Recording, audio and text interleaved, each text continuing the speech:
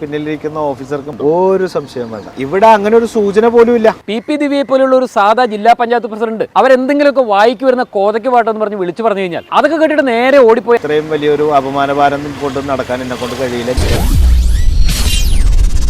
നമസ്കാരം, ഞാൻ ജിൻ. ADM നവീൻ ബാബു സാറിന്റെ മരണം ഇത് കൊലപാതകമാണോ ആത്മഹത്യയാണോ എന്നുള്ളത് മലയാളികൾ ഒന്നടങ്കം ഇങ്ങനെ തുടർച്ചയായിട്ട് ചോദിച്ചുകൊണ്ടിരിക്കുക. എന്തായാലും ADM നവീൻ ബാബുവിനെ പോലെയുള്ള ഇത്രയും അധികം ജീവിത പരിചയമുള്ള ഒരു മനുഷ്യൻ, അത് മാത്രമല്ല അദ്ദേഹത്തിന് ആത്മഹത്യ ചെയ്യാനാണെന്നുണ്ടെങ്കിൽ അതിനൊക്കെ മുമ്പേ അദ്ദേഹത്തിന് വേണം ആകാമായിരുന്നു. ഈ പുലർച്ചെ 3 മണി 4 മണി വരെ കാത്തിരുന്ന് യാതൊരു സൂചനയും അദ്ദേഹത്തിന്റെ ഭാര്യയ്ക്കോ അദ്ദേഹത്തിന്റെ സുഹൃത്തുക്കൾക്കോ ഒന്നും അദ്ദേഹം കൊടുത്തിട്ടുമില്ല. പക്ഷേ അവർ തമ്മിൽ പരസ്പരം വളരെ അടുത്ത് സംസാരിച്ചതാണ്. അങ്ങനെ എന്തെങ്കിലും ഒരു ദുഃഖം അദ്ദേഹത്തിന്റെ മനസ്സിലുണ്ടായിരുന്നെങ്കിൽ തീർച്ചയായിട്ടും അദ്ദേഹത്തിന്റെ ഭാര്യ മഞ്ജുഷയോട് മണിക്കൂറുകൾക്ക് മുമ്പ് ഫോണിൽ സംസാരിച്ചപ്പോൾ പറയുമായിരുന്നു. അങ്ങനെ പറഞ്ഞിരുന്നെങ്കിൽ തീർച്ചയായിട്ടും മഞ്ജുഷ അതിന് വേണ്ടിയിട്ടുള്ള ഉപദേശങ്ങൾ കൊടുത്ത് അദ്ദേഹത്തെ അതിൽ നിന്ന് പൂർണ്ണമായിട്ട് പിന്തിരിപ്പിക്കുമായിരുന്നു. പക്ഷേ അദ്ദേഹത്തിന്റെ ചിന്തയിൽ പോലും അങ്ങനെയൊന്നും ഇല്ലായിരുന്നു എന്നുള്ളതാണ് അദ്ദേഹത്തിന്റെ ആക്ടിവിറ്റിയിലൂടെയും അദ്ദേഹത്തിന്റെ ഫോൺ സംഭാഷണങ്ങളിലൂടെയും ഒക്കെ നമ്മളെല്ലാവരും മനസ്സിലാക്കുന്നത്. അപ്പോൾ എന്താണ് അദ്ദേഹത്തിന് സത്യത്തിൽ സംഭവിച്ചത്? ഒട്ടനവധി ജീവിതങ്ങളെ ആത്മഹത്യയുടെ മുൻപിൽ നിന്നും ജീവിതത്തിലേക്ക് കൈപിടിച്ച് കയറ്റിയിട്ടുള്ള ശ്രീ ഷമീർ അദ്ദേഹം നമ്മോടൊപ്പം ചേരുകയാണ്.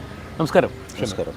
എന്തായിരുന്നു ശരിക്കും ഈ ADM നവീൻ ബാബു സാറിന്റെ മരണത്തോട് ബന്ധപ്പെട്ടിട്ട് ഒട്ടനവധി ചോദ്യങ്ങൾ ഇങ്ങനെ ഉയർന്നു കേട്ടുകൊണ്ടിരിക്കുകയാണ്. അതൊരു സാധാരണഗതിയിലുള്ള ഒരു മരണമല്ല, അതൊരു കൊലപാതകമാണ്. ആത്മഹത്യയുടെ വക്കിലെത്തി നിൽക്കുന്ന ആള്, അപ്പോൾ അവർ ആത്മഹത്യയിലേക്ക് പോകുന്ന സാഹചര്യങ്ങൾ, ADM നവീൻ ബാബു സാറിനെ പോലുള്ള ഒരാൾ അദ്ദേഹം പോയി പെട്ടെന്ന് ഇങ്ങനെ പോയി ആത്മഹത്യ ചെയ്യുമോ? ഇത് വളരെ പ്രധാനപ്പെട്ട ചോദ്യമായിട്ട് ഇന്ന് ഇപ്പോൾ ഉയർന്നു കേൾക്കുകയാണ്. എന്താണ് താങ്കൾക്ക് പറയാനുള്ളത്? നമുക്ക് മനസ്സിലാക്കാൻ കഴിഞ്ഞിട്ടുള്ളത്, സാധാരണ രീതിയിലൊരു മാനസികമായിട്ട് അത്ര കപ്പാസിറ്റി ഇല്ലാത്ത ഒരാളെ സംബന്ധിച്ചിടത്തോളം ജീവിതത്തിലൊരു അപമാനമൊക്കെ നേരിടുമ്പോൾ ഇത്തരം സാഹചര്യങ്ങളിലേക്ക് നയിക്കപ്പെട്ടേക്കാം. പക്ഷേ ഇദ്ദേഹത്തെ സംബന്ധിച്ചിടത്തോളം ഇദ്ദേഹം വളർന്നു വന്നൊരു സാഹചര്യം, ജീവിതത്തിലുടനീളം ഇദ്ദേഹം ഉദ്യോഗസ്ഥ തലത്തിൽ പ്രവർത്തിക്കുന്നു പറയുമ്പോൾ നമുക്ക് സ്വാഭാവികമായിട്ട് മനസ്സിലാക്കാൻ കഴിയുന്നേ ഉള്ളൂ.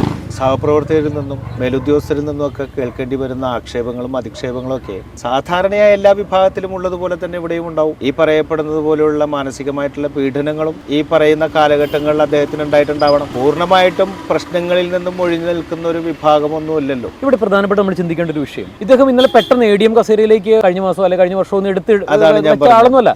അദ്ദേഹം തഴക്കവും പഴക്കവുമുള്ള ഒരു വില്ലേജ് ഓഫീസർ മൂത്ത്, അത് പിന്നെ തഹസിൽദാരായി, അങ്ങനെ വർഷങ്ങൾ കൊണ്ട് അദ്ദേഹം റിട്ടയർഡ് ആവാൻ വേണ്ടി ചുരുങ്ങിയ മാസങ്ങൾ മാത്രമേ അവശേഷിക്കുമ്പോഴാണ്. അത് മാത്രമല്ല അദ്ദേഹത്തിന് വേറെ കുറെ ഫാമിലി ബാക്ക്ഗ്രൗണ്ട് ബാക്കിലേക്ക് നോക്കി കഴിഞ്ഞാൽ അദ്ദേഹത്തിന് വിവാഹപ്രായം അതിനോട് അടുക്കുന്ന 2 പെൺകുട്ടികളുണ്ട്. അദ്ദേഹത്തിന്റെ ഭാര്യ തഹസിൽദാരാണ്, എക്സിക്യൂട്ടീവ് മജിസ്ട്രേറ്റ് ആണ്. സാമ്പത്തികമായിട്ട് അദ്ദേഹം തകർച്ചയിലൊന്നും അല്ല. ഇത്രയും ജീവിത പരിചയമുള്ള ഒരാൾ, താങ്കൾ ഒരുപാട് ആത്മഹത്യയുടെ മുൻപിൽ നിൽക്കുന്ന ആളുകളേക്ക് ഒരുപാട് പരിചയമുള്ള ആളുകളും ഒരുപാട് പേരെ ജീവിതത്തിലേക്ക് കൈപിടിച്ച് കൊണ്ടുവരുന്ന ആളുകൾ, നിങ്ങളെപ്പോലുള്ള ഒരാൾക്ക് എന്താണ് ഇതിനെക്കുറിച്ച് ഒരു യഥാർത്ഥത്തിൽ ഇന്ന് മലയാളികൾ മൊത്തത്തിൽ ഉറ്റുനോക്കുന്ന ഒരു വിഷയമാണ്? എനിക്കതിൽ മനസ്സിലാക്കാൻ കഴിഞ്ഞിട്ടുള്ള, ഞാൻ ഒറ്റ വാക്കിൽ ഉത്തരം പറയാം, അദ്ദേഹം ആത്മഹത്യ ചെയ്യില്ല എന്ന് വിശ്വസിക്കുന്ന ഒരാളാണ് ഞാൻ. നിങ്ങൾ അങ്ങനെ വിശ്വസിക്കുന്നുണ്ട്? തീർച്ചയായിട്ടും. കാരണം അദ്ദേഹത്തിന്റെ ജീവിത സാഹചര്യവും ആ ജീവിതത്തിലുടനീളം അദ്ദേഹം പ്രവർത്തിച്ചിട്ടുള്ള കാര്യങ്ങളും നമുക്ക് സ്വാഭാവികമായി മനസ്സിലാക്കാൻ കഴിയുന്ന കുറെ സംഭവങ്ങളാണ്. ഈ ഒരു കേസുമായി ബന്ധപ്പെട്ട് പുറത്തേക്ക് വരുന്ന വാർത്തകളിൽ തന്നെ നമുക്ക് ചില പ്രശ്നങ്ങളൊക്കെ അതിനകത്ത് തോന്നുന്നുണ്ട്. ഒന്ന്, അദ്ദേഹം ആ ക്വാർട്ടേഴ്സിൽ ഉണ്ടായിരുന്ന സമയത്തുള്ള ഒരു സംഭവം, ഡ്രൈവർ പിന്നെ രണ്ടാമത് തിരിച്ചു വരുന്ന ഒരു അവസ്ഥയുണ്ട്. ആ തിരിച്ചു വരുന്ന സമയത്ത് ഡോർ ഓപ്പൺ ചെയ്ത് കിടക്കണമെന്നാണ്. അത് മുനീശ്വരകോവിലിൽ കൊണ്ട് നിറക്കിയതിനു ശേഷം ഡ്രൈവർ പോവുകയാണ്. അതെ. അതിനുശേഷം പിന്നെ ഡ്രൈവർ അദ്ദേഹത്തെ കണ്ടിട്ടില്ല എന്നാണ് പറയുന്നത്. അതെ. റെയിൽവേ സ്റ്റേഷനിൽ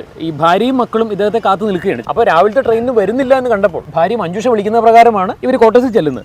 ക്വാർട്ടേഴ്സിൽ ചെല്ലുമ്പോൾ ക്വാർട്ടേഴ്സിന്റെ ഡോർ തുറന്നു കിടക്കുകയാണെന്നാണ് പറയുന്നത്. അവിടെയാണ് നമ്മൾ ആദ്യത്തെ ചോദ്യം തുടങ്ങുന്നത്. അതെ അതെ, തുറന്നു കിടക്കുന്ന ഡോറിലൂടെ ഡ്രൈവറിന് പ്രവേശിക്കാൻ തടസ്സങ്ങളൊന്നുമില്ല. അങ്ങനെ ഇദ്ദേഹത്തിന് ഒരു ആത്മഹത്യാ പ്രവണത ഉണ്ടായിരുന്നുവെങ്കിൽ ഏതെങ്കിലും തരത്തിൽ ഡ്രൈവർക്ക് അത് മനസ്സിലാകുമായിരുന്നു. തുറന്നു കിടക്കുന്ന സമയത്ത് ഡ്രൈവർ അകത്ത് കയറാൻ കഴിയുന്ന തരത്തിലുള്ള സ്വാതന്ത്ര്യമുള്ള ഡ്രൈവറുമാണ്. അദ്ദേഹം പുറത്തു നിന്നിട്ട് ബന്ധപ്പെട്ട ആളുകളെ വിളിച്ചിട്ടാണ് പിന്നെ അദ്ദേഹം കയറുന്നത്. അദ്ദേഹത്തിന് എന്തെങ്കിലും ഒരു ഇന്റൻഷൻ ഉണ്ടായിട്ടുണ്ടാവാം. അതിന്റെ കാരണം എന്താണെന്നൊക്കെ ഉള്ളത് പോലീസ് അന്വേഷിച്ച് കണ്ടുപിടിക്കേണ്ട കാര്യമാണ്. നവീൻ ബാബു സാറിന്റെ കൂടെ ഡ്രൈവറായിട്ട് നിരന്തരം ഉണ്ടായിരുന്ന ഒരു വ്യക്തിയാണ്.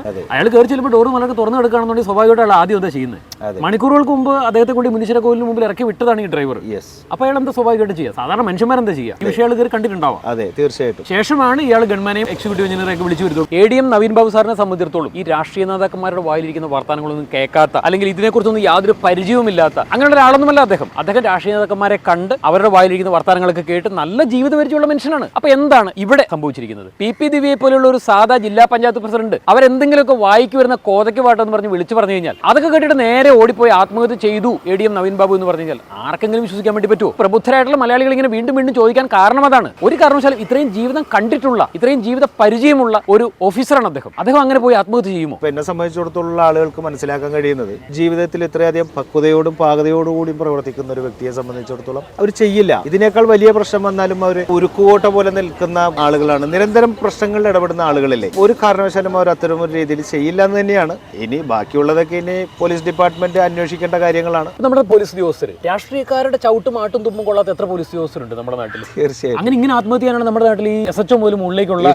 DYSPമാരുള്ള അസിസ്റ്റന്റ് കമ്മീഷണർമാർ, അങ്ങനെ കമ്മീഷണർമാർക്ക് വരെ ആത്മഹത്യ ചെയ്യാൻ നേരം ഉണ്ടാവുള്ളൂ. നമ്മുടെ നാട്ടിൽ അങ്ങനെ DYSPമാരോ SHO പോസ്റ്റോ ഒന്നും ആരും ഉണ്ടാവില്ല. അതൊക്കെയാണ് നമുക്ക് മനസ്സിലാക്കുന്നത്. ഒരുപാട് കൗതുകം തോന്നുന്ന വിഷയമാണ്. അല്ല, കൗതുകത്തിന് വേറൊരു സാധനം കൂടി ഞാൻ പറയാം. ഈ കേരളത്തിൽ 3.5 കോടി ജനം ഉണ്ടല്ലോ. ഇന്നലെ 3.5 കോടി ജനമായതല്ല, ഇത്രയും വർഷങ്ങളുടെ കണക്കെടുക്കും. എത്ര ADMമാര് ആത്മഹത്യ ചെയ്തിട്ടുണ്ടെന്ന്, എത്ര വില്ലേജ് ഓഫീസർമാർ ആത്മഹത്യ ചെയ്തിട്ടുണ്ടെന്ന്. കാരണം എന്താ വെച്ചാൽ അത് വളരെ വിരളമാണ്, സംഭവിക്കാൻ സാധ്യത വളരെ കുറവാണ്. അവരെ സംബന്ധിച്ചിടത്തോളം മെന്റലി ഫുൾ ഫിറ്റ് ആയിരിക്കും അവർ. ഏത് പ്രശ്നത്തെയും ഏത് പ്രയാസത്തെയും നേരിടാൻ തക്ക കപ്പാസിറ്റി ഉള്ള ആളുകളാണ്. അദ്ദേഹം അത് ചെയ്യില്ല എന്ന് തന്നെയാണ് ഞാനും വിശ്വസിക്കുന്നത്. നമുക്കിതിന്റെ യാഥാർത്ഥ്യത്തിലേക്ക് കടക്കണമെന്നുണ്ടെങ്കിൽ പോലീസ് കൃത്യമായ അന്വേഷണങ്ങളൊക്കെ നടത്തിയിട്ട് അതിന്റെ സയന്റിഫിക് ആയിട്ടുള്ള എവിഡൻസും കാര്യങ്ങളൊക്കെ കളക്ട് ചെയ്യട്ടെ. അത് കഴിഞ്ഞതിന് ശേഷം നമുക്കത് നോക്കാം. ഇതിനോടൊപ്പം തന്നെ മറ്റു പല ചാനലുകളിലും ശരിയല്ലാത്ത ചില വാർത്തകളും അതിനോടൊപ്പം വരുന്നുണ്ട്. നമ്മൾ അതൊന്നും പ്രതിപാദിക്കുന്നതിൽ ഇപ്പോൾ അർത്ഥമില്ല. മനുഷ്യ മനസ്സിനെ സംബന്ധിച്ചിട്ട് പറയുകയാണെന്നുണ്ടെങ്കിൽ ഇതെല്ലാം ഇതിനപ്പുറം സംഭവിക്കാനും ഇനി ഒരു പ്രശ്നവും ഇല്ലെങ്കിൽ പോലും എന്തെങ്കിലും ഒരു ഫോഴ്സിന്റെ അടിസ്ഥാനത്തിലൊക്കെ ആത്മഹത്യയൊക്കെ നടക്കാം, സാധ്യത കൂടുതലാണ്. ഒരു വിഷയം നമ്മൾ വിശകലനം ചെയ്യുമ്പോൾ അതിലൊരു 60-40 നമ്മൾ എടുക്കുക. അതിലൊരു 60%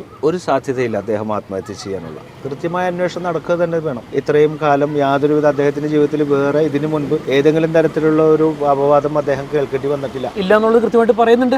ഭാര്യ അടങ്ങുന്ന അദ്ദേഹത്തിനോട് സൗഹൃദമുള്ള ആളുകൾ, അദ്ദേഹത്തോട് ജോലി ചെയ്യുന്ന ആളുകൾ, അവരെ കുറിച്ച് അങ്ങനെ ഒരു മോശം സ്വഭാവക്കാരനാണെന്നുണ്ടെങ്കിൽ നേരത്തെ എന്തെങ്കിലും ഒരു മോശം അനുഭവങ്ങൾ നിരന്തരമായിട്ട് ഉള്ള ഒരാളായിരിക്കണം. അങ്ങനെ ഒരു പാസ്റ്റ് ഹിസ്റ്ററി അദ്ദേഹത്തിന് ഇല്ല. അദ്ദേഹത്തിന് ഇല്ലാത്തടത്തോളം പിന്നെ ഇത് നമുക്ക് വിശ്വസനീയമല്ല ഈ ആത്മഹത്യ ചെയ്തു എന്ന് പറയുന്നത്. കാരണം അദ്ദേഹത്തിന്റെ ഭാര്യ ഈ പറയുന്നത് പോലെ തഹസിൽദാരാണ്. ആ ഒരു ലെവലിൽ നിൽക്കുന്ന ഒരു ഫാമിലി മാൻ. അത് മാത്രമല്ല, ഒരു 8 മണി 9 മണിയോടുള്ള സമയത്തൊക്കെ ഇദ്ദേഹം ഭാര്യയെ എടുത്ത് സംസാരിച്ചിട്ടുണ്ട്. ഭാര്യയോട് ഈ സിറ്റുവേഷൻസ് ഒക്കെ പറഞ്ഞിട്ടുണ്ട്. മഞ്ജുഷ എന്ന് പറയുന്ന ഈ സ്ത്രീ അതൊക്കെ അദ്ദേഹത്തിനോട് പറഞ്ഞ് അദ്ദേഹത്തിനെ തണുപ്പിക്കാൻ വേണ്ടി അദ്ദേഹത്തിന് വേണ്ട കാര്യങ്ങളൊക്കെ പറഞ്ഞു. എന്തെല്ലാത്തിനും പരിഹാരമുണ്ട്, നിങ്ങൾ വീട്ടിലേക്ക് വരൂ എന്ന് പറഞ്ഞിട്ടാണ് ഈ പെമ്മക്കൾ അടങ്ങുന്ന ഇവർ കുടുംബം അടക്കം റെയിൽവേ സ്റ്റേഷനിൽ പോയി നിൽക്കുന്നത്. അപ്പോൾ അങ്ങനെ അത്രയും പറഞ്ഞ് എല്ലാം റെഡിയായി ഇദ്ദേഹം ട്രെയിനിൽ കയറി യാത്ര ചെയ്തുകൊണ്ടിരിക്കുകയാണെന്നുള്ളത് ഭാര്യ മഞ്ജുഷയോട് പറഞ്ഞു എന്നുള്ളതും പറയുന്നുണ്ട്. അപ്പോൾ അത്രയും ഉള്ളൊരു സാഹചര്യത്തിൽ ഇദ്ദേഹം ഇപ്പോൾ വരുന്നു. മണിക്കൂറുകൾക്കുള്ളിൽ ചെങ്ങന്നൂർ റെയിൽവേ സ്റ്റേഷനിൽ ഇറങ്ങാൻ വേണ്ടി പോകുന്ന മനുഷ്യൻ രാവിലെ ആകുമ്പോൾ വണ്ടി വരുമ്പോൾ ആളെ കാണുന്നില്ല. പിന്നീട് അന്വേഷിക്കുമ്പോഴാണ് ഇങ്ങനെയുള്ള ഒരു അവസ്ഥയിലേക്ക് പോകുന്നത്. ഒരു ആത്മഹത്യാ പ്രവണതയുള്ള ഒരാളാണ് എങ്കിൽ, അല്ലെങ്കിൽ അതിലേക്ക് നയിക്കപ്പെടുന്ന ഒരു സാഹചര്യമാണെന്നുണ്ടെങ്കിൽ അവർ ആ സംസാരത്തിൽ എവിടെയെങ്കിലും ഏതെങ്കിലും ഒരു പൊരില്ല സാധനം ഇട്ടിട്ടുണ്ടാവണം. അടുത്ത മിനിറ്റിലോ അല്ലെങ്കിൽ അടുത്ത മണിക്കൂറിലോ അവർ ചെയ്യാൻ വേണ്ടി പോകുന്ന ഒരു പ്രവർത്തനത്തിന്റെ ഒരു ചെറിയൊരു അംശം അവർ നിലവിലുള്ള അവരുടെ സംസാരത്തിൽ അവരത് ഇട്ടുവെക്കും. എന്തെങ്കിലും സൂചന അവർ കൊടുക്കും. തീർച്ചയായും. ഇതുവരെയുള്ള താങ്കളുടെ എക്സ്പീരിയൻസിൽ താങ്കൾ അത് കണ്ടിട്ടുണ്ടോ? ഒരു സംശയം വേണ്ട. അത്തരം സൂചനകൾ നൽകുന്നത് വഴിയാണല്ലോ നമുക്കൊരു പേഷ്യന്റിനെ നമുക്ക് കിട്ടാനുള്ള സാഹചര്യം പോലും. സെൽഫായിട്ട് മനസ്സിലാക്കുന്ന ആളുകളുണ്ട്, ബന്ധപ്പെട്ട ആളുകൾ മനസ്സിലാക്കിയിട്ട് എൻ്റെ അടുത്തേക്ക് കൊണ്ടുവരുന്ന ആളുകളുണ്ട്. അതിനു മുൻപ് ബന്ധപ്പെട്ട ആളുകളും അത് മനസ്സിലാക്കും. ഇദ്ദേഹം ആത്മഹത്യാ പ്രവണതയിലേക്ക് കാര്യങ്ങൾ വരുന്നു, ആത്മഹത്യ ചെയ്യും. ബന്ധുക്കൾക്ക് തോന്നുകയാണെന്നുണ്ടെങ്കിൽ അവരതിൻ്റെ പ്രിക്കോഷൻ എടുക്കും. ഏതെങ്കിലും സൈക്കാട്രിസ്റ്റിനെ കൊണ്ടുവന്ന് കാണിക്കും, അല്ലെങ്കിൽ ഹിപ്നോതെറാപ്പിസ്റ്റുകളെ കൊണ്ടുവന്ന് കാണിക്കും. അതവർ ട്രീറ്റ്മെന്റ് ചെയ്ത് കഴിഞ്ഞിട്ടുണ്ടെങ്കിൽ മാറാവുന്നതേ ഉള്ളൂ. ഇവിടെ അങ്ങനെ ഒരു സൂചന പോലും ഇല്ല. അങ്ങനെ ഒരു സൂചന പോലും ഇല്ലാതിരിക്കെ അദ്ദേഹം അങ്ങനെ ഒരു പ്രവർത്തനം നടത്തൂല. സൂചന കൊടുത്തിട്ടുണ്ടെന്നുണ്ടെങ്കിലും ഓക്കെ, അദ്ദേഹം പറഞ്ഞിട്ടുണ്ടാവണം ഞാൻ ഇനി ജീവിച്ചിരിക്കൂല, എനിക്ക് ഇത്രയും വലിയൊരു അപമാനഭാരം കൊണ്ട് നടക്കാൻ എന്നെ കൊണ്ട് കഴിയില്ല, ഞാൻ എൻ്റെ ജീവിതം അവസാനിപ്പിക്കണമെന്ന് അദ്ദേഹം പറഞ്ഞിട്ടുണ്ട് എങ്കിൽ ഓക്കെ. പക്ഷേ ഇതുവരെ വന്നിരിക്കുന്ന ഒരു സ്റ്റേറ്റ്മെന്റിലും അങ്ങനെ ഒരു സാധനമില്ല. ആ വിഷയത്തെ സംബന്ധിച്ച് അദ്ദേഹത്തെ സംബന്ധിച്ച് ഒരുപാട് ആളുകൾ അഭിപ്രായം പറയുന്നതിലൊന്നും ഇങ്ങനെ ഒരു സാധനമില്ല. ഞാൻ ആത്മഹത്യ ചെയ്യുമെന്ന് പറഞ്ഞതായിട്ട് അവർക്ക് ആർക്കും അറിയില്ല. സാധാരണ രീതിയിൽ ആളുകളോട് ഇടപെടുന്നത് പോലെ തന്നെ അദ്ദേഹം ഇടപെടുകയും അദ്ദേഹത്തിന്റെ ഭാവഹാദികളിൽ പോലും അങ്ങനെ ഒരു സാധനമില്ല. അങ്ങനെ ഉണ്ടെങ്കിൽ അതിൽ നിന്നൊക്കെ മനസ്സിലാക്കാം. ഈ മുഖം മനസ്സിന്റെ കണ്ണാടിയാണെന്നൊക്കെ പറയുന്നത് പോലെ ഒരാൾക്ക് അത്രയ്ക്ക് വലിയ പ്രശ്നങ്ങളുള്ള ഒരാളെ സംബന്ധിച്ചിടത്തോളം അവരുടെ മുഖത്ത് നോക്കിയാൽ ബന്ധപ്പെട്ട ആളുകൾക്ക് അത് മനസ്സിലാക്കിയെടുക്കാവുന്നുള്ളൂ. ഒരു ഡ്രൈവർക്ക് പോലും അത് മനസ്സിലാക്കാം. കണ്ണാടിയിലൂടെ നോക്കിയാൽ പിന്നിലിരിക്കുന്ന ഓഫീസർക്ക് മാനസിക പ്രയാസം ഉണ്ടെങ്കിൽ ഡ്രൈവർക്ക് പോലും മനസ്സിലാക്കിയെടുക്കാം. അത് യഥാർത്ഥത്തിൽ എല്ലാവരും ഒരർത്ഥത്തിലെ മറ്റൊരു തരത്തിൽ എല്ലാവരും സൈക്കോളജി പഠിച്ച ആളുകളാണെന്ന് നമ്മൾ പറയുന്നതിന്റെ കാരണം അതാണ്. കാരണം മുഖത്ത് നോക്കിയിട്ട് ആളുകൾ മനസ്സിലാക്കിയെടുക്കും. സ്വാഭാവികമായിട്ട് നമ്മൾ ചോദിക്കൂലേ എന്തുപറ്റി മുഖമൊക്കെ വല്ലാതിരിക്കുന്നു. അത് മാത്രമല്ല അദ്ദേഹം എന്നേക്കുമായിട്ട് പോവുകയും കൂടെയാണ്. ഇവിടെ ജോലി അവസാനിപ്പിച്ച് അങ്ങനെ വരുമ്പോൾ അദ്ദേഹം എടുക്കുന്ന കുറെ പ്രിക്കോഷൻ ഉണ്ട്. ഒരു ഡ്രൈവർ കൂടെ ഉണ്ടെന്നുണ്ടെങ്കിൽ അദ്ദേഹം അതിന് തൊട്ട് മുൻപ് ചെയ്ത് തീർക്കേണ്ടതായിട്ടുള്ള കാര്യങ്ങളൊക്കെ ഉണ്ട്, അത് ചെയ്തു തീർക്കും. അല്ലെങ്കിൽ സംസാരത്തിനിടക്ക് അത്തരം കാര്യങ്ങൾ പറയും. ഇനി അതല്ല ആ സമയത്ത് ആരെങ്കിലും ഫോൺ ചെയ്ത് ഇതിനെ സംബന്ധിച്ചിട്ട് പറഞ്ഞിരിക്കും. ഫോണൊക്കെ ഉള്ള കാലഘട്ടമാണ്. ഒരുപാട് സുഹൃത്തുക്കളുണ്ടല്ലോ, ഒരുപാട് ആത്മാർത്ഥമായ സുഹൃത്തുക്കൾ ആരെങ്കിലും വിളിക്കും. ഒരു സംശയം വേണ്ട, ഇതൊന്നും നടന്നിട്ടില്ല. ഇതൊന്നും നടക്കാതെ വളരെ സൈലന്റ് ആയിട്ടാണ് ഈ സംഭവം നടന്നിരിക്കുന്നത്. അതിനകത്ത് ദുരൂഹതയുണ്ട്. ഇന്നത്തെ കാലത്ത് സോഷ്യൽ മീഡിയ വളരെ ശക്തമാണ്. അദ്ദേഹത്തിന്റെ കയ്യിൽ അടിസ്ഥാനപരമായിട്ട് നമ്മൾ മനസ്സിലാക്കേണ്ടത് ഇത്രയേ ഉള്ളൂ. എന്റെ അടുക്കൽ ചികിത്സക്ക് വരുന്ന ആളുകൾ ആളുകളെ സംബന്ധിച്ചിടത്തോളം അതെങ്ങനെയാണെന്ന് വെച്ചാൽ അവർ ആത്മഹത്യ ചെയ്യുന്നതിന് മുൻപ് ഈ പറയപ്പെടുന്ന പ്രവണതകൾ അവരിൽ സംഭവിച്ചു, അവർ ബന്ധപ്പെട്ട ആളുകളോട് പറഞ്ഞു എന്നതിന്റെ കാരണത്താലാണ് നമ്മുടെ അടുക്കൽ ചികിത്സയ്ക്ക് വരുന്നത്. അതുകൊണ്ടാണ് അതിൽ ടെൻഡൻസി ഉണ്ട് എന്ന് മനസ്സിലാക്കിയിട്ട്. അതെ, ചില വ്യക്തികൾ സ്വയം ആ ഒരു സാധനം മനസ്സിലാക്കും. സ്വയം മനസ്സിലാക്കിയിട്ട് അവർ നമ്മുടെ അടുത്ത് വന്നിട്ട് പറയും. ഇപ്പൊ ഈ അടുത്ത കാലത്ത് ഒരു കേസ് വന്നത്, സ്വന്തം മകളെ കുത്തിക്കൊല്ലാൻ വേണ്ടിയിട്ടുള്ള ഒരു ടെൻഡൻസി ഉണ്ടാവും. ഒരു കുഴപ്പമില്ല, പിതാവ് മത്സ്യക്കച്ചവടക്കാരനാണ്. പിതാവിന് ഇത് ഇങ്ങനെ ഈ ഒരു ടെൻഡൻസി വരാൻ തുടങ്ങി, മകളെ കൊല്ലണം. പക്ഷെ അത് സ്വയം തിരിച്ചറിഞ്ഞിട്ട് എൻ്റെ അടുത്ത് വന്നിരുന്ന് കരയാണ്. എൻ്റെ മോളാണ്, എനിക്കത് എങ്ങനെ സാധിക്കും, എനിക്കത് എന്താണെന്ന് സംഭവിച്ചത് എനിക്ക് പറയാൻ പറ്റണില്ല എന്ന് പറഞ്ഞിട്ട് എൻ്റെ മുന്നിലിരുന്ന് കരയാണ്. അപ്പം ഞാൻ പറയും, സാരമില്ല, നമുക്ക് സമാധാനം ഉണ്ടാക്കാം. അദ്ദേഹത്തെ ഹിപ്നോട്ടൈസ് ചെയ്തു, 21 ദിവസം ട്രീറ്റ് ചെയ്തു. ഇത് വളരെ സന്തോഷവാനാണ്. ഇപ്പോൾ ഒരു കുഴപ്പമില്ല. ഇപ്പോൾ ആള് അതേ കച്ചവടം നടത്തി തന്നെ ഇപ്പൊ എന്നെ റോഡിലൂടെ കാണുമ്പോഴൊക്കെ എന്തു സ്നേഹത്തിലാണ്, വിളിച്ചുകൊണ്ടേ ചായ മേടിച്ചു തരാതെ വിടൂല. ഞാൻ പറയുന്നത് ഇത്തരം ടെൻഡൻസി ഉള്ള ആളുകളെ സംബന്ധിച്ചിടത്തോളം ഇവർ ഈ ടെൻഡൻസി മറ്റാരിലെങ്കിലും അത് പങ്കുവെക്കും. അങ്ങനെ പങ്കുവെച്ചിട്ടുണ്ടെങ്കിൽ അയാളുടെ മനസ്സിലുള്ള ആ ഒരു ടെൻഡൻസി ഓട്ടോമാറ്റിക്കലി അത് മാറി വരില്ലേ? അത് തന്നെയാണ് നമ്മളോട് പറയുന്നത്. കാരണം ഈ നവീൻ ബാബു എന്ന് പറയുന്ന ഈ മനുഷ്യൻ, അദ്ദേഹം മുനീശ്വര കോവിലിന് വന്ന് 6 മണിക്ക് ശേഷം അദ്ദേഹത്തെ അവിടെ കൊണ്ട് ഇറക്കി വിട്ടതിന് ശേഷം അദ്ദേഹം ഫോണിൽ അദ്ദേഹത്തിന്റെ ഭാര്യയോടും മക്കളോടും സുഹൃത്തുക്കളോടും ഒട്ടനവധി ആളുകളോട് സംസാരിച്ചു. ഈ ചോദ്യങ്ങൾ അവിടെയാണ് വരുന്നത്. ഈ സംസാരിച്ച ഘട്ടത്തിലൊന്നും അതിനെ സംബന്ധിച്ചിട്ടുള്ള ഒരു സൂചനയും അദ്ദേഹം കൊടുത്തിട്ടില്ല. ഇനി അഥവാ അദ്ദേഹം ദുഃഖിതനാണ്, അദ്ദേഹത്തിനെ അവഹേളിച്ചു, ഒരുപാട് അപമാന ഭാരം അദ്ദേഹത്തിന് ഉണ്ടായി, അതൊക്കെ അദ്ദേഹത്തിന്റെ ഭാര്യയായിട്ട് പങ്കുവച്ചിട്ടുണ്ട്. അതിനുള്ള ആശ്വാസവാക്കുകളൊക്കെ അദ്ദേഹത്തിന്റെ ഭാര്യ അദ്ദേഹത്തിനോട് പറഞ്ഞിട്ടുമുണ്ട്. അപ്പൊ അതവിടെ ഒരു പരിധി വരെ അങ്ങനെ എന്തെങ്കിലും അദ്ദേഹം മനസ്സിൽ കരുതിയിരുന്നെങ്കിൽ തന്നെ അതിന് പരിസമാപ്തി അവിടെ ആവേണ്ടതല്ല. ഒന്നാമത്തെ നമ്മളുടെ മനസ്സിലുള്ള പ്രയാസങ്ങൾ മറ്റൊരാളുമായിട്ട് പങ്കുവെച്ചാൽ തന്നെ കുറെ പ്രശ്നങ്ങൾ തീരും. പെയ്തൊഴിയാന്നാണ് അതിനെ പറയുക. ആ ഒരു അപമാനം സംഭവിച്ചതിന് ശേഷം അദ്ദേഹം പ്രിയപ്പെട്ടവരൊക്കെ വിളിച്ചിട്ട് സംസാരിച്ചിട്ടുണ്ട്, അദ്ദേഹത്തിന്റെ പ്രയാസങ്ങൾ പറഞ്ഞിട്ടുണ്ട്. ആ സംസാരങ്ങളിലൊന്നും അദ്ദേഹം ആത്മഹത്യ ചെയ്യും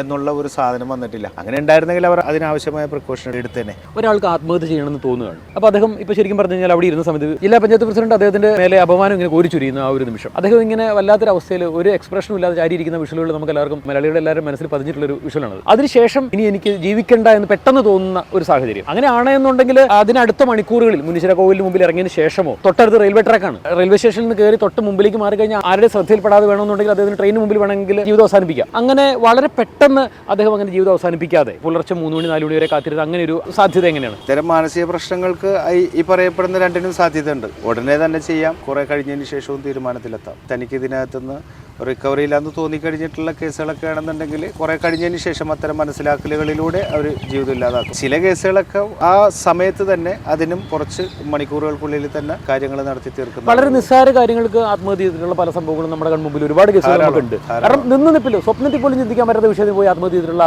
വളരെ പെട്ടെന്ന് 1 മിനിറ്റിലോ അല്ലെ 10 മിനിറ്റിലോ ഇടയിൽ സംഭവിച്ചു പോകുന്ന കാര്യങ്ങൾ, ആരുടെ ശ്രദ്ധയിൽപ്പെട്ടില്ല, ആരും അത് കൃത്യമായിട്ട് പിടിച്ചില്ല എന്നുണ്ടെങ്കിൽ ആ ജീവിതം തീർന്നു. അങ്ങനെയൊക്കെ ആത്മഹത്യ ചെയ്ത ആളുകളുണ്ട്. പക്ഷെ അങ്ങനെയൊന്നും അല്ലല്ലോ ഇത്. ഈ അവഹേളനവും കഴിഞ്ഞ് മണിക്കൂറുകൾ ഏറെ പിന്നിടുന്നു, അദ്ദേഹത്തിന് ആലോചിക്കാനുള്ള സമയം കിട്ടുന്നു, അദ്ദേഹം യാത്ര ചെയ്യുന്നു, അങ്ങോട്ടും ഇങ്ങോട്ടും ആരെയൊക്കെയോ കണ്ടു എന്ന് പറയുന്നു, ഭാര്യ മക്കൾ എല്ലാവരും വിളിച്ചു എന്ന് പറയുന്നു. എന്നെ സംബന്ധിച്ചിടത്തോളം ഞാനത് അദ്ദേഹം ചെയ്തു എന്ന് വിശ്വസിക്കുന്നില്ല. അതിന്റെ കാരണം ഇതാണ്, അദ്ദേഹത്തിന് ചെയ്യാനുള്ള ഒരു ടെൻഡൻസി ഉണ്ടായിരുന്നുവെങ്കിൽ അദ്ദേഹം ഇത് ആരോടെങ്കിലും പറയുമായിരുന്നു. ഇനി അദ്ദേഹം ആത്മഹത്യ ചെയ്തതാണെന്ന് തന്നെ വെക്കുക, ചില കാര്യങ്ങൾ അതുമായി ബന്ധപ്പെട്ട് നമ്മൾ മനസ്സിലാക്കാൻ കഴിയുന്നത്, ചില സംശയങ്ങൾ അതിനകത്ത് വരികയാണ്. ഡ്രൈവറിന്റെ കേസൊക്കെ അതുമായി ബന്ധപ്പെട്ടതാണ്. അത്തരത്തിലുള്ള സംശയങ്ങളും അതിനകത്തുണ്ട്. പിന്നെ ഈ പറഞ്ഞതുപോലെ ഇതിൽ മറ്റെന്തെങ്കിലും വിഷമം ഉണ്ടോ എന്നുള്ളത് പോലീസ് അന്വേഷണം കണ്ടെത്തേണ്ടതാണ്. കൃത്യമായിട്ടുള്ള അന്വേഷണം നടന്നു കഴിഞ്ഞാൽ ആത്മഹത്യ ചെയ്തതാണ്, കയറ് മേടിച്ചിട്ടുണ്ടാവണം, ഈ ഡോർ ബ്രേക്ക് ചെയ്താണ് അകത്ത് കയറിയത്, അതിന് മുമ്പുള്ള CC ക്യാമറ വിഷ്വലുകളിൽ അദ്ദേഹത്തിന്റെ ഫേസ് എക്സ്പ്രഷനുകൾ പരിശോധിക്കാം. തീർച്ചയായിട്ടും നമുക്ക് പല CC ക്യാമറ വിഷ്വലുകൾ പുറത്തു വന്നു കഴിഞ്ഞാൽ അദ്ദേഹത്തിന്റെ എക്സ്പ്രഷനിലൂടെ കുറേയേറെ കാര്യങ്ങൾ എന്തിലേക്കാണ് അദ്ദേഹം പോകുന്നത് എന്നുള്ളത് ഒരു പരിധി വരെ മനസ്സിലാക്കാൻ വേണ്ടി സാധിക്കില്ലേ? അങ്ങനെയൊക്കെ എക്സ്പ്രഷനിൽ മനസ്സിലാക്കാൻ കഴിയുന്ന തരത്തിലേക്കൊന്നും നമ്മളുടെ ഡിപ്പാർട്ട്മെന്റ് ഒന്നും വളർന്നിട്ടില്ല. ഞാൻ നേരത്തെ പറഞ്ഞു, നമ്മുടെ ഈ മെന്റലിസത്തിൽ അങ്ങനെ ഈ മൈക്രോ എക്സ്പ്രഷൻ എന്ന് പറയുന്ന പരിപാടിയുണ്ട്. അതിൽ പോലും ഒരാളുടെ ആത്മഹത്യാ ടെൻഡൻസി ആണെന്നുണ്ടെങ്കിൽ അത്തരം എക്സ്പ്രഷനിലൂടെ മനസ്സിലാക്കാനൊന്നും കഴിയില്ല. ഏതെങ്കിലും തരത്തിലുള്ള എവിഡൻസിന്റെ എന്തെങ്കിലും പോരായ്മ ഉണ്ടോ എന്നുള്ളത് അന്വേഷിക്കണം. ആത്മഹത്യയിലേക്ക് പോകാനുള്ള യാതൊരു ചാൻസും അതിനകത്തില്ല. ഇനി അത്തരം സാഹചര്യങ്ങൾ വരുമ്പോൾ എന്നെപ്പോലുള്ള ആളുകൾക്ക് അതിനകത്ത് പറയാനുള്ളത്, ഇത്തരത്തിലുള്ള പ്രയാസങ്ങൾ നേരിടുന്ന ഘട്ടത്തിൽ, അപമാനഭാരങ്ങളൊക്കെ നേരിടുന്ന ഘട്ടത്തിൽ ബന്ധപ്പെട്ട ആളുകളെ അറിയിക്കുകയോ അല്ലെങ്കിൽ അവർ മുഖാന്തരമോ അല്ലെങ്കിൽ അവനവൻ തന്നെയോ ഏറ്റവും അടുപ്പുള്ള ആളുകളോട് ഇതിനെ സംബന്ധിച്ച് സംസാരിക്കുകയും ഇതിനാവശ്യമായ ഏതെങ്കിലും സൈക്കോളജിസ്റ്റുകളെയോ ഹിപ്നോതെറാപ്പിസ്റ്റുകളെയോ കണ്ട് അതിനാവശ്യമായ ചികിത്സ തേടേണ്ടതാണ്. Okay, thank you.